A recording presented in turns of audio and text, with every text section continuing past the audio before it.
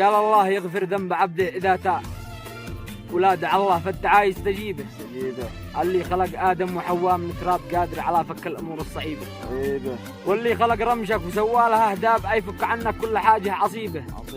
الآدمي يسعى وياخذ بالأسباب، والمجتهد ما ياخذ إلا نصيبه.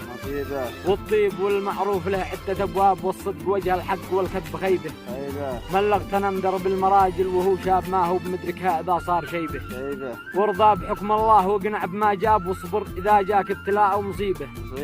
وثق بربك من وثق به فما خاب، أما الثقة في الناس حاجة كئيبة.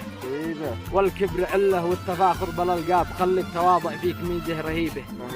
وازرع في الدنيا من الخير ما طاب، واسلك طريق أهل النفوس المنيبة. ولا تجامل شخص نمام كذاب، واحذر تجم إنسان ولا تغيبه. بالخير اذكر كل من راح أو غاب، من أجل لا غب يذكرونك بطيبه. حتى لو الجرح الذي فيك من أقراب، تلقى الدواء في يد أوادم غريبة.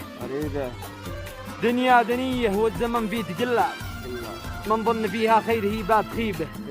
والمسألة ذي ما لها حل وجواب، من جابها فالحل عنده يجيبه.